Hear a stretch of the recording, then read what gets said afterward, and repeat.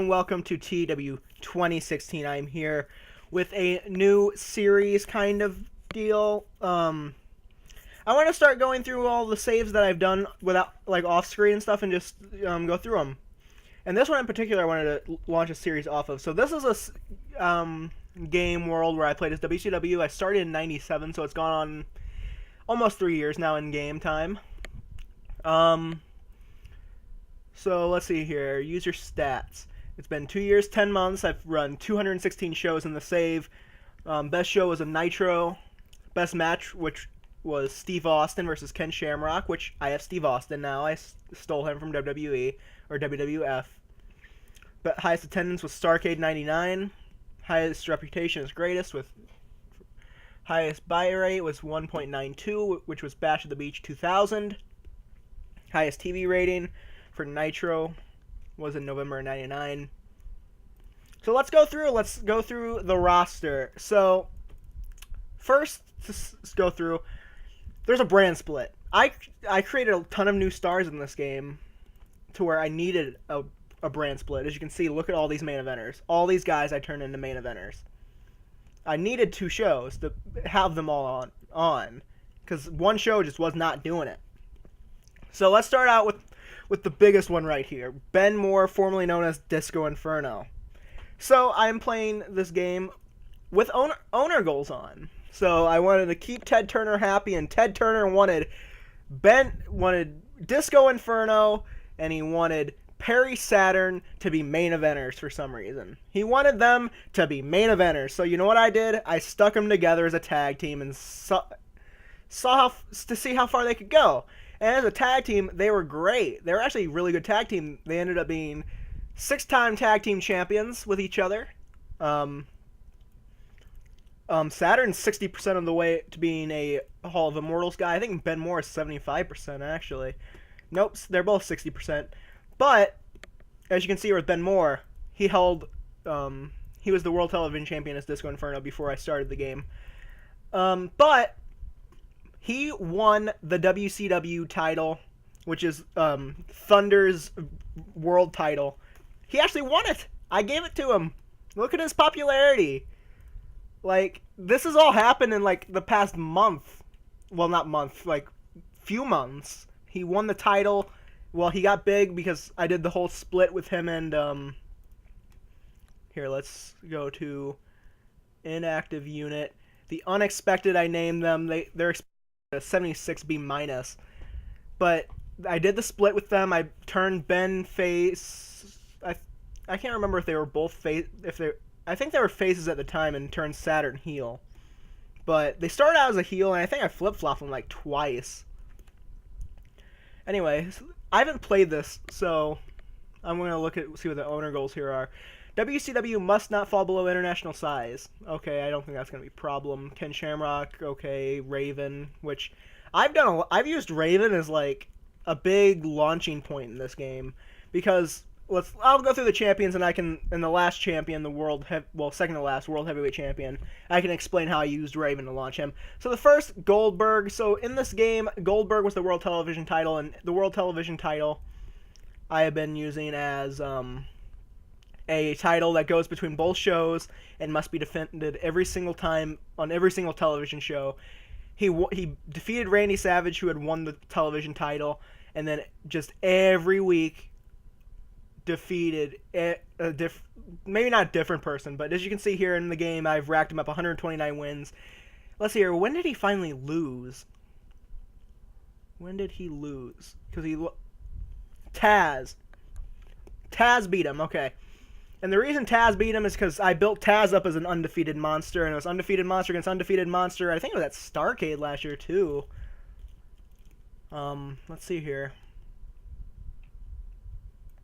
Yep, and it was at Starrcade, and it was by referee stoppage, so I didn't pin him. When did I first pin Goldberg? I first pinned Goldberg. Sid Vicious took the fall there, I remember. I know Steiner took any tag team match, he never took the pin. That one, and he didn't take the pin in that triple threat. It was a triple threat for the WCW title, and Ben Moore defeated Perry Saturn for it. Yeah, I don't think he's actually eaten a pin yet, which is still something I can work on storyline wise if I end up doing this as a series. Let's see here. The Intercontinental title I introduced for the Thunder brand, and the inaugural champion was Jeff Hardy. I used the title to launch Jeff Hardy. He was, I think, at 63 popularity or something, because I had him and Matt on Nitro for a while, winning World Tag Team titles and stuff on their first night, and I had them win the tag team titles from whoever was the champions. I think it was the Unexpected. Anyway, Hardy was the inaugural champion. He beat Austin for it. He pinned Steve Austin for it. Actually, I don't think he pinned him. I think it was a ladder match, but still. Anyway, and then Chris Jericho defeated Hardy, which Chris Jericho... Okay, so I was trying to build him up for a long time, and for some reason, whatever reason, I couldn't get the fans behind Chris Jericho. I couldn't get his popularity up. Turns out, he leaves for a movie, and it boosts his popularity all the way up to 95. So I don't know what he currently is, because he's been back, and I think it's gone down to maybe 92 or something. But that taking time off for that movie launched him. Anyway, now Perry Saturn's the current Intercontinental Champion. The WCW Tag Team titles. The Raw, I created these for the Nitro brand, not Raw. Colt Cabana, who is 20, and CM Punk, who is 21, are the champions. First champions were Christian Palumbo. I'll explain them later when I explain Raven, why they're a team. So here we got Kurt Angle as the United States champion. It's kind of obvious. This title might be the most title that's changed hands since I've started the game, because it was on that guy. No, wait, was it? What? No, yeah, I guess it was on that guy, Steve McMichael. I put on Hennig. Flair won it. Benoit won it. Hennig won it. Raven won it. Edge beat Raven for it. Booker T won. Shamrock, Hennig, Kurt, Big Show, Kurt. World Television Champion is currently Bret Hart.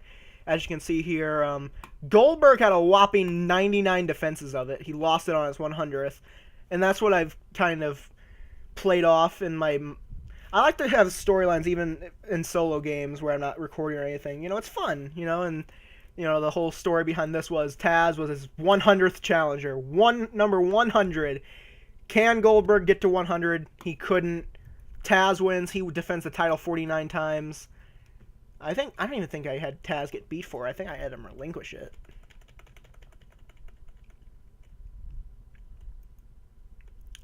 Yeah, he is relinquished. Because I think the story I had going into that was he's not going to lose it. He's just going to relinquish it and go for the World Heavyweight title and win that. Benoit, Mysterio won it. Mysterio didn't defend it once because he lost it straight to Steve Austin. So World War III, I've been doing this. Whoever wins it goes on Starrcade to fight the champion. So Benoit won it, and he won the WCW title that year. I don't remember who he beat for the WCW title, for the World Heavyweight title or whatever. Jericho then won it, and I don't think he won the title, actually. I don't think he won last year. We can find out. Chris Jericho did not. He won the title in 99, but he did not in August of 99. Yeah, that's right, because I remember, because Edge was big. He got really big really fast. No, that couldn't have been the case either, because Edge was big after the Starrcade 98. Like, he got big a whole Starrcade ago before then. I guess plans fell through that I had for Edge, so I shoehorned him in to win the title there. Anyway, as you can see, Edge is a 3-time world champion. So let's just start, before I get into the whole Edge thing in Raven, let's get into Hogan. And so Hogan was the champion when I started. At Starrcade 97, I gave it to Sting. Then Flair won it. Then Bret beat Flair. Benoit won it at Starrcade 98. Jericho then won it. Benoit held it for a while. He held it from December 98 to August 99 when Jericho won it. Benoit beat him. Edge beat him. Then, in a triple threat with those three at Starrcade. Owen Hart defeated Edge, kind of just give Owen that, good token heavyweight title win that he deserved. Edge then won it back. Then I had a shock win. Rey Mysterio came in. I think Rey won it in the first ever chamber match, which I brought the Elimination Chamber into to WCW this game. And I changed Paul White's name to Big Show just so I can remember that is the Big Show, and yeah, whatever.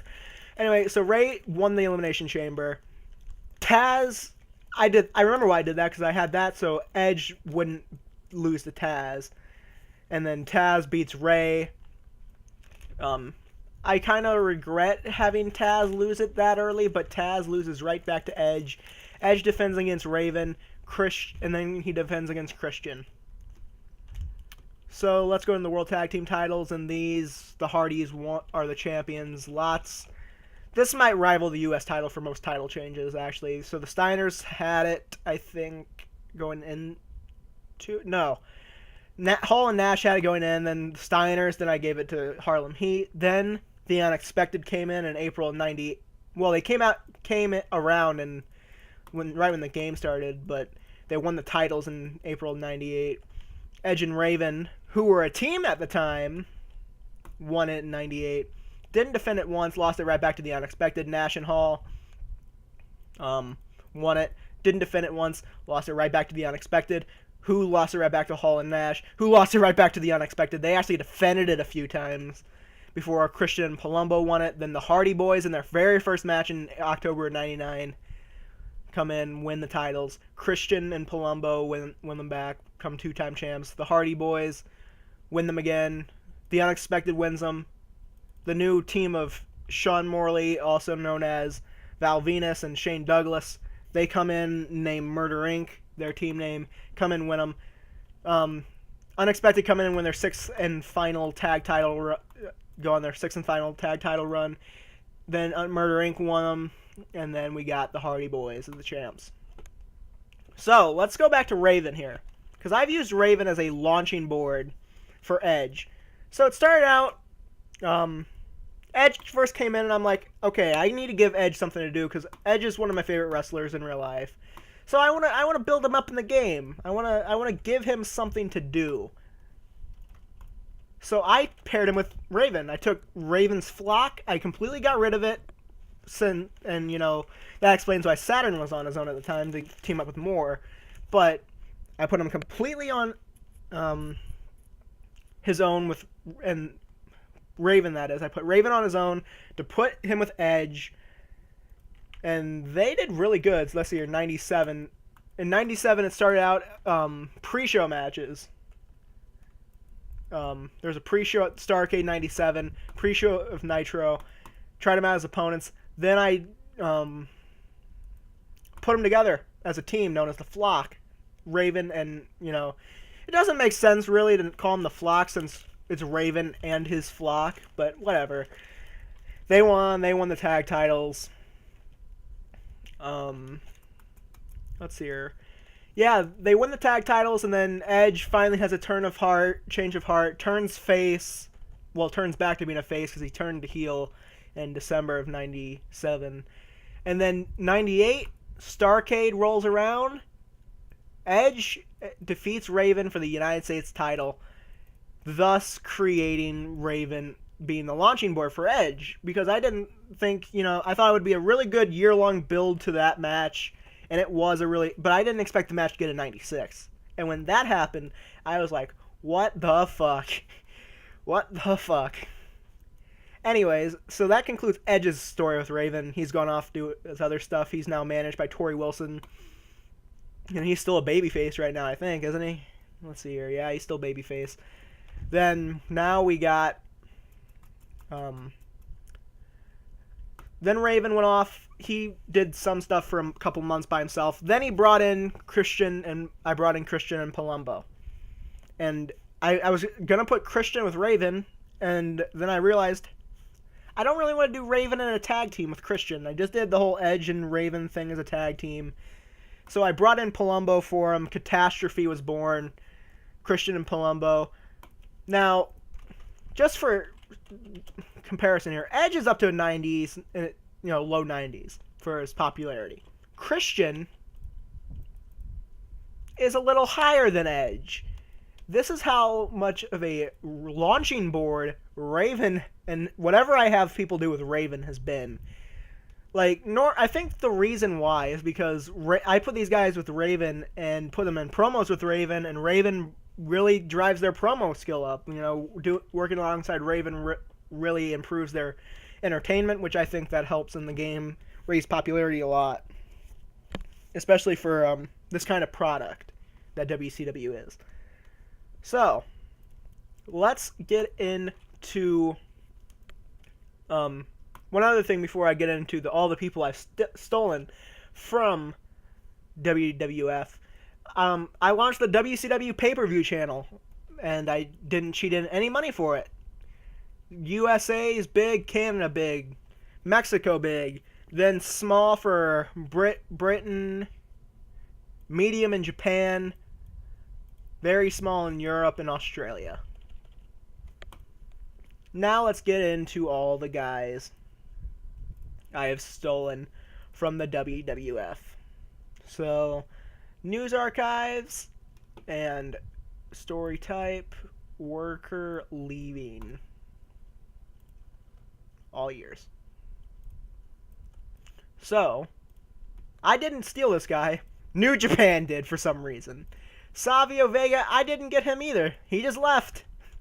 Vader, I can't remember if I stole him or if he just left due to being a freelancer. I think that's what it was, and I just picked him up. Anyway, he's not a freelancer anymore, so I signed him and put him developmental to help train people, because I didn't really have anything for him on the main roster anymore. Hawk from the Road Warriors left. I didn't get him because Animal and Animal 2, they're both freelancers, so I had them for a little bit. They did some work in WCW. Yeah.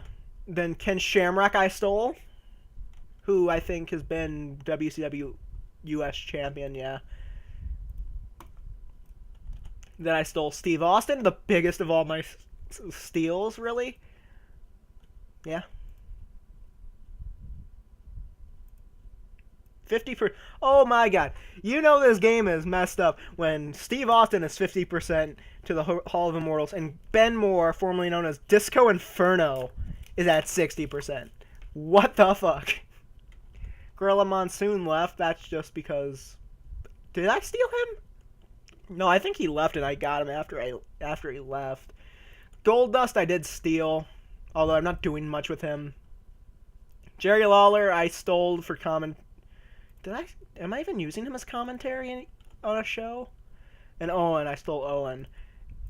Am I even using Jerry Lawler on commentary anywhere? No. And I don't really have a spot for him either. Because I got Heenan and Tenay on Nitro, and Heyman and Styles on Thunder. I mean, I guess I could take Never mind. I don't want to take Heyman off of anything. I bought out ECW, by the way. I also bought out OVW, which is why I have them as a developmental. Is there anyone else I bought out? I don't think so. Maybe some other smaller company I didn't do anything with. But, let's look here at who's hot. Number one hot man and Jeff Hardy. Then Goldberg, and then Eddie, then Saturn, then Steve. And yeah, these guys are not. Anyways, I guess let's show off WWF, and then I don't think there's anything left to show. So the WWF Arena title, which I guess was created in this game. Akeem, the African Dream. Blackjack Wyndham is the WWF European Champion. Steve Blackman is the WWF Intercontinental Champion. Last King of the Ring winner was Triple H. He won back-to-back years. Then the Heavyweight Champion is The Rock, which, I mean, besides him and Triple H, I guess they have Michaels too. And The Undertaker, so I guess he's not the only one. But the last two champions was Billy Gunn and Jeff Jarrett. What the fuck is wrong with that? And then here, the All-Night Rock and Roll Express are the WWF Tag Team Champions. the Godwins were the champions before, then Bob Holly and Brian Christopher. And they were vacant after Road Dogg left. Wait, no. No. Why were they vacant? I guess Road Dogg got hurt, and that's probably why Billy Gunn ended up winning the fucking WWF title. Oh, man. Let's see here. Is there any... Let's see here. Last thing before we go, let's look at importance and the next big American company. The only next American company that comes like on this list, and by a long shot, is my developmental OVW. Anyway, guys, if you like this video, if you want to see me do more spotlights of other saves I've done, leave a comment in the comment. If you want me to keep doing this save only on a series, I would actually like to do that. I think a lot of the series I've done that have went long, I've liked. Like the New Japan series I just got off of doing. I liked it, but eventually, you know, after about, I think it was got up to almost 80 episodes, it's gonna get boring for me to do, and very repetitive for me to do. So, this is just basically me spitballing, trying to find the next series that I can go another 80 episodes with, because I find I can't go anywhere near long with a modern day WWE series anymore. I just can't do it, man. Like, because I would do it before, because I would be able to book ahead of WWE, but now I just always feel like I get behind of the real life WWE, and I just feel like copying them. And that's not what a TEW game should be. A TEW game should be fantasy, how I would do it, and if I just do it how they do it, then I'm not really doing anything. And the reason is mainly because I have a new job and all that, so I've not been able to, you know, keep up with current day product. I haven't been able to watch Raw and SmackDown live in like 2 months, which makes it hard for me to do a modern day TEW WWE series. So, if you want to see this as a series, leave a like, leave a comment about it, and I will see you guys next time.